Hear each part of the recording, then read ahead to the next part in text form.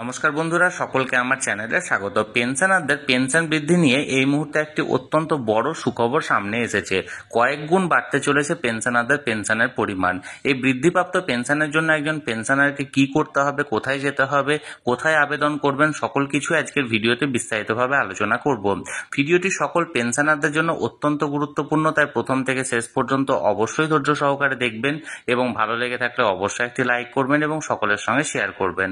আর সেই সাথে এই চ্যানেলে যদি প্রথমবার হয়ে থাকেন এই রকমের ইনফরমেটিভ ভিডিও আরো দেখার জন্য যারা এখনো পর্যন্ত এই চ্যানেলটিকে সাবস্ক্রাইব করেননি তারা অবশ্যই চ্যানেলটিকে সাবস্ক্রাইব করে নিতে ভুলবেন না। তাহলে চলুন আমরা পেনশনারদের পেনশন বৃদ্ধি সংক্রান্ত বিস্তারিত জেনে নিই। আজকের ভিডিওতে আমি মূলত ইপিএস 95 পেনশন নিয়ে বিস্তারিতভাবে আলোচনা করব যে ইপিএস 95 পেনশন কি, কতটা বাড়তে চলেছে ইপিএস 95 পেনশনারদের পেনশন, কারা কারা এই সুবিধা পাবে এবং ইপিএস 95 পেনশনের বৃদ্ধিপ্রাপ্ত পেনশনের জন্য কোথায় আবেদন করবেন এবং কিভাবে আবেদন করবেন, কোন কোন ডকুমেন্টস লাগবে ইত্যাদি। ভিডিওটি অত্যন্ত বড় হওয়ায় ভিডিওটিকে আমি দুটি পার্টে ভাগ করেছি। আজকের ভিডিওটি হলো তার প্রথম পার্ট। এর কিছুদিন পরে দ্বিতীয় পার্টের ভিডিওটি এই চ্যানেলে খুব তাড়াতাড়ি আসতে চলেছে। তাই দ্বিতীয় পার্টের ভিডিওটিও দেখার জন্য যারা এখনো পর্যন্ত এই চ্যানেলটির সঙ্গে যুক্ত নেই তারা অবশ্যই চ্যানেলটিকে সাবস্ক্রাইব করে চ্যানেলটির সঙ্গে যুক্ত হয়ে যান। তাহলে চলুন আজকের প্রথম পার্টের ভিডিওটি আমরা শুরু করি। দেখুন, ইপিএস 95 পেনশন কি। ইপিএস 95 ন্যূনতম পেনশন সুবিধা এবং প্রকার। ইপিএস বা এমপ্লয়িজ পেনশন স্কিম হলো অত্যন্ত সুপরিচিত একটি পেনশন প্রকল্প যা ভারত সরকারের এমপ্লয়িজ প্রভিডেন্ট ফান্ড অর্গানাইজেশন বা ইপিএফও দ্বারা পরিচালিত হয়ে থাকে। এই পেনশন স্কিম প্রভিডেন্ট ফান্ড স্কিমের সাথে উপলব্ধ, অর্থাৎ প্রত্যেক পিএফ সদস্যই এই পেনশন স্কিমের অন্তর্ভুক্ত। অর্থাৎ যারা যারা পিএফ এর জন্য আবেদন করেছেন বা যাদের যাদের পিএফ কাটে তারা প্রত্যেকেই এই ইপিএস 95 পেনশনের জন্য অ্যাপ্লিকেবল, অর্থাৎ আবেদন করতে পারেন। এবার দেখুন ইপিএস পেনশন 95টা কি। ইপিএফওর অধীনস্থ পেনশন স্কিমটির নাম হলো এমপ্লয়িজ পেনশন স্কিম বা ইপিএস, যা 19শে নভেম্বর 1995 সালে চালু করা হয়েছিল। 1995 সালে এই স্কিমটি চালু করার জন্য এই স্কিমটিকে ইপিএস বা ইপিএফ 95 পেনশন বলা হয়ে থাকে। এই স্কিমের অধীনে কর্মচারীরা 58 বছর বয়সে অবসর নেওয়ার পরে পেনশনের অধিকারী হবেন এবং কর্মচারীদের কমপক্ষে 10 বছর চাকরি করতে হবে, তবে অবিচ্ছিন্ন পরিষেবা হওয়ার প্রয়োজন নেই। অর্থাৎ এক কথায় বলতে গেলে কর্মচারীকে অন্তত পক্ষে 10 বছরের তার সার্ভিস লাইফ হতে হবে, তবে সেটা যে কন্টিনিউয়াস হতে হবে তার কোনো মানে নেই। এক্ষেত্রে তার যদি মধ্যে কোনো গ্যাপ থাকে সেটিও কিন্তু এখানে ক্যালকুলেট করা হবে। কোনো বেসরকারি প্রতিষ্ঠানের কর্মচারী প্রতি মাসে তার বেসিক স্যালারি এবং ডি এর মিলিত পরিমাণের মোট 12% পিএফ এ অবদান রাখবে। একই সাথে নিয়োগকর্তাও কর্মচারী অ্যাকাউন্টে 12%-এর অবদান রাখবে, তবে সেই অবদানের 8.33% কর্মচারীদের পেনশন স্কিম অর্থাৎ ইপিএস এ জমা হবে এবং বাকি 3.67% কর্মচারীদের ভবিষ্যৎ তহবিল অর্থাৎ ইপিএফ এ যাবে। অর্থাৎ এক কথায় বলতে গেলে একজন কর্মচারী যদি এখানে যে পরিমাণ বেসিক থাকবে তার বা ডিএ থাকবে, এই দুটোর টোটাল যদি 12% মতো তিনি পিএফ এ জমা করবেন এবং এর পাশাপাশি ওনাকে যে নিয়োগ করবে অর্থাৎ বেসরকারি সংস্থার যে মালিক বা অন্যান্য যে সমস্ত পাবলিক সেক্টর কর্মীর যে সমস্ত হেড আছেন ওনার, তারাও সেই একই পরিমাণ অর্থাৎ 12% পিএফ এ জমা রাখবেন সেই কর্মীর নামে। কিন্তু কর্মীর 12%টা সরাসরি জমা হবে, আর যেটা নিয়োগকর্তা 12% জমা রাখছেন তার মধ্যে 8.33% কর্মীর পেনশন স্কিম অর্থাৎ ইপিএস এ জমা হবে এবং বাকি 3.67% কর্মচারীদের ভবিষ্যৎ তহবিল অর্থাৎ ইপিএফ এ জমা হবে। এবার দেখুন ইপিএস 95 ন্যূনতম পেনশন কি। ইপিএফও 1 সেপ্টেম্বর 2014 সালে ইপিএস সদস্যদের জন্য ন্যূনতম মাসিক পেনশনের পরিমাণ 1000 টাকা নির্ধারণ করে, যা বর্তমানেও প্রযোজ্য। তবে সরকারের কাছে এই পরিমাণ বৃদ্ধির জন্য দাবি করা হয়েছে। কর্মচারী এবং নিয়োগকর্তার অবদান ছাড়াও প্রভিডেন্ট ফান্ডে সরকার প্রতিটি কর্মচারীর মজুরির 1.16% সহায়তা প্রদান করে থাকে। তবে সরকারের এই অতিরিক্ত সহায়তার পরিমাণ মাসিক সর্বাধিক ম্যাক্সিমাম 15,000 টাকা পর্যন্ত হতে পারে। আশা করি বুঝতেই পারছেন বিষয়টা। এবার দেখুন সুপ্রিম কোর্টে ইপিএস 95 নিয়ে কেস কেন করা হয়েছিল, অর্থাৎ ইপিএস 95 নিয়ে একটা কেস করা হয়েছিল এবং এই কেসে রায়ও দেওয়া হয়েছে। দেখুন নাম্বার 1, যে সমস্ত সমস্যাগুলো এসেছিল এই কেসে মানে এই ইপিএস 95 সংক্রান্ত, তার মধ্যে প্রথম সমস্যাটা ছিল পুরনো নিয়মে ম্যাক্সিমাম পেনশনেবল স্যালারি 6,500 থেকে বাড়িয়ে তাকে 15,000 টাকা করায় বেশ কিছু সমস্যার সূত্রপাত হয়। তৃতীয়ত হলো পুরনো নিয়মে লাস্ট 1 বছরের গড় স্যালারিকে পেনশনেবল স্যালারির পরিবর্তে নতুন নিয়মে সেটিকে বাড়িয়ে 5 বছরের গড় স্যালারিকে ধরা হয়।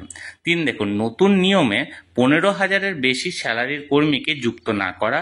এবং চতুর্থ হলো যাদের বেসিক 15,000 টাকার বেশি তাদের অতিরিক্ত 1.16% হারে টাকা জমা দেওয়ার অর্থাৎ এই সমস্ত কয়েকটি কারণের জন্য, এই 4-5টা কারণ ছিল, এই 4-5টা কারণের জন্য মূলত সুপ্রিম কোর্টে কেসটা করা হয়েছিল। এবার দেখুন, ইপিএস 95 পেনশন বৃদ্ধি। পেনশনারদের সংগঠন ইপিএস 95 জাতীয় আন্দোলন কমিটি ভারত সরকারের কাছে ন্যূনতম মাসিক পেনশনের পরিমাণ 7,500 টাকা করার জন্য আবেদন করেছিল। সুপ্রিম কোর্টের সিদ্ধান্ত অনুযায়ী 23 মে 2023-এ শ্রম ও কর্মসংস্থান মন্ত্রক দ্বারা জানানো হয়েছে যে উচ্চতর ইপিএস এর ক্ষেত্রে কর্মচারীদের বাড়তি অবদান দিতে হবে না। মজুরি সীমার উপরে অতিরিক্ত 1.16% এখন নিয়োগকর্তার জমার অবদানের 12% থেকে নেওয়া হবে। শুধুমাত্র কিছু নির্দিষ্ট কর্মচারীর ক্ষেত্রে উচ্চতর পেনশনের জন্য আবেদন করা যেতে পারে। এবার দেখুন, নিচে উচ্চতর পেনশনে আবেদনের ক্ষেত্রে যোগ্যতার যে মানদণ্ডগুলি সেগুলি উল্লেখ করা হলো, অর্থাৎ কোন কোন যোগ্যতা থাকলে এক্ষেত্রে উচ্চতর পেনশনের জন্য আবেদন করা যেতে পারে। দেখুন, নাম্বার 1, যে সমস্ত কর্মচারীরা 1 সেপ্টেম্বর 2014 আগে অবসর নিয়েছিলেন এবং প্রকৃত মজুরি অবদান রেখেছিলেন কিন্তু তাদের উচ্চতর পেনশনের আবেদন ইপিএফও দ্বারা প্রত্যাখ্যান করা হয়েছিল তারা। 2, যে সমস্ত কর্মচারীরা যারা 1 সেপ্টেম্বর 2014 আগে কাজ করছিলেন এবং তারপর কাজ চালিয়ে গেলেও উচ্চতর পেনশনের জন্য আবেদন করার সুযোগ মিস করেছেন তারা আবেদন করতে পারেন। 3, দেখুন, যে কর্মচারীরা 1 সেপ্টেম্বর 2014-তে কর্মরত ছিলেন এবং তারপরে অবসর নিয়েছেন তারা উচ্চতর ইপিএস এর জন্য আবেদন করার যোগ্য। তবে মনে রাখতে হবে, ইপিএস 95 ফ্যামিলি পেনশনভোগীরা উচ্চ পেনশনের জন্য আবেদন করতে পারবেন না। উচ্চতর পেনশনের আবেদনের সময়সীমা ইতিমধ্যে ইপিএফও দ্বারা একাধিকবার বাড়ানো হয়েছে। আবেদনপত্র জমা নেওয়ার শেষ তারিখ ছিল 11 জুলাই 2023 এবং পরে অনলাইনে যৌথ আবেদনপত্র গ্রহণ করা হবে না। দেখুন, আরও একটি বিষয়ে এখানে গুরুত্বপূর্ণ বিষয় যেটা বলা হয়েছে সেটা হলো বর্তমান পেনশন গণনা পদ্ধতি অনুসারে পেনশনের পরিমাণ গত 5 বছরের পরিষেবার মোট দৈর্ঘ্য এবং গড় মূল বেতনের উপর নির্ভর করবে। অতএব কর্মচারীর পরিষেবার সময়কাল যত বেশি হবে তত বেশি পেনশন লাভ করবে। অর্থাৎ যেখানে সুপ্রিম কোর্টে যে বিষয়গুলির উপর কেস করা হয়েছে তার মধ্যে একটি বিষয় ছিল, সেটা আমি আগেই উল্লেখ করেছি। দেখুন, ইপিএস যোগ্যতার মানদণ্ড, নিম্নলিখিত যোগ্যতার মানদণ্ডগুলি ইপিএস 95 এর জন্য আবশ্যিক। কি কি দেখুন, অবশ্যই ইপিএফ সদস্য হতে হবে। 2, ইপিএস 95 পেনশন স্কিমের অধীনে পেনশন সুবিধা পাওয়ার জন্য কর্মচারীকে ন্যূনতম 10 বছরের চাকরি করতে হবে। তবে আগে যদি অবসর নেওয়া হয় তাহলে সেক্ষেত্রে পেনশনের হার কম হবে। তারপর দেখুন, যদি পিএফ সদস্য 60 বছর বয়স থেকে পেনশন পেতে চান তবে বছর প্রতি অতিরিক্ত 4% হারে পাবেন। তারপর দেখুন, যদি পিএফ সদস্য 10 বছরের পরিষেবা সম্পূর্ণ না করে থাকেন তবে 6 মাসের বেশি সময় ধরে থাকেন, সেক্ষেত্রে যদি তিনি 2 মাসের বেশি বেকার থাকেন তাহলে ইপিএস এর টাকার পরিমাণ উত্তোলন করতে পারবেন। পিএফ সদস্য যদি সম্পূর্ণরূপে এবং স্থায়ীভাবে অক্ষম হয়ে যান এবং পেনশনযোগ্য পরিষেবার সময় পর্যন্ত কাজ না করতে পারেন তবুও তিনি মাসিক পেনশনের জন্য যোগ্য হবেন। তবে পিএফ সদস্য অক্ষমতার কারণে চাকরির কাজে অনুপযুক্ত কিনা তা নিশ্চিত করার জন্য একটি মেডিকেল পরীক্ষা করতে হবে। চাকরিরত অবস্থায় পিএফ সদস্যের মৃত্যু হলে তার পরিবারের সদস্যরাও পেনশন পাওয়ার জন্য যোগ্য হতে পারেন। এবার দেখুন, ইপিএস সুবিধা, ইপিএস এর ক্ষেত্রে আপনি নিম্নলিখিত কোন কোন সুবিধাগুলি পাবেন। দেখুন, 58 বছর বয়স থেকে পেনশন ইপিএফ সদস্যরা 58 বছর বয়স থেকে পেনশন পাওয়ার জন্য যোগ্য হয়ে ওঠেন। তবে পেনশনের সুবিধা পাওয়ার জন্য তার 58 বছর বয়সে কমপক্ষে 10 বছরের পরিষেবারত চাকরি প্রদান করা বাধ্যতামূলক। অবসর গ্রহণের পর একটি ইপিএস পেনশন শংসাপত্র দেওয়া হবে। মাসিক পেনশন তোলার ক্ষেত্রে ফর্ম 10D পূরণ করার জন্য এই শংসাপত্রটি আবশ্যিক। মাসিক পেনশনের যোগ্য হওয়ার আগে পরিষেবা ত্যাগ করা, যদি কোনো সদস্য 58 বছর বয়স পূর্ণ হওয়ার আগে 10 বছর চাকরি না করে থাকেন তবে তিনি ফর্ম 10C পূরণ করে 58 বছর বয়সে পুরো অর্থ তুলে নিতে পারেন। তবে উল্লেখ্য যে অবসর গ্রহণের পর পর তিনি মাসিক পেনশনের আর সুবিধা পাবেন না। অক্ষমতার ক্ষেত্রে পেনশন ইপিএস এর কোনো সদস্য যদি সম্পূর্ণ এবং স্থায়ীভাবে অক্ষম হয়ে পড়েন তবে তিনি পেনশনযোগ্য সময়ের জন্য যোগ্য নাও হতে পারেন, তবে তিনি মাসিক পেনশনের জন্য যোগ্য হবেন।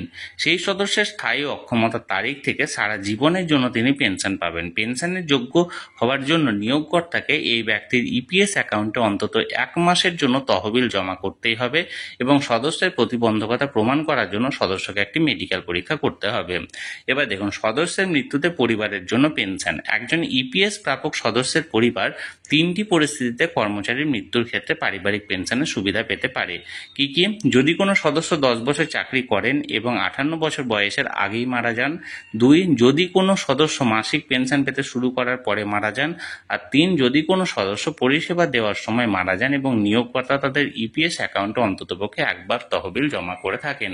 অর্থাৎ এই 3টি কেসে যেটা ফ্যামিলি পেনশন, সেই ফ্যামিলি পেনশনের সুবিধাটা পাওয়া যাবে। তাহলে বন্ধুরা, ইপিএস 95 পেনশন সংক্রান্ত বেশ কিছু গুরুত্বপূর্ণ তথ্য আমি আজকের ভিডিওতে আলোচনা করলাম। এর কিছুদিন পরে সেকেন্ড পার্টের ভিডিওটি আসতে চলেছে। এই সেকেন্ড পার্টের ভিডিওতে আমি ইপিএস 95 সংক্রান্ত আরও বেশ কিছু তথ্য এবং এই পেনশনে আবেদন করার ক্ষেত্রে এবং অন্যান্য আরও বেশ কিছু সমস্যা নিয়ে যেগুলি সাধারণত পেনশনাররা ফেস করে থাকেন সেগুলি নিয়ে আলোচনা করব। সেই ভিডিওটি দেখার জন্য যারা এখনো পর্যন্ত চ্যানেলটির সঙ্গে যুক্ত নেই তারা অবশ্যই চ্যানেলটিকে সাবস্ক্রাইব করে চ্যানেলটির সঙ্গে যুক্ত হয়ে যান। আর আজকের ভিডিওটি ভালো লেগে থাকলে অবশ্যই একটি লাইক করুন এবং সকলের সঙ্গে শেয়ার করুন। আর সেই সাথে অবশ্যই চ্যানেলটিকে সাবস্ক্রাইব করুন। ধন্যবাদ, দেখা হচ্ছে পরের ভিডিওতে।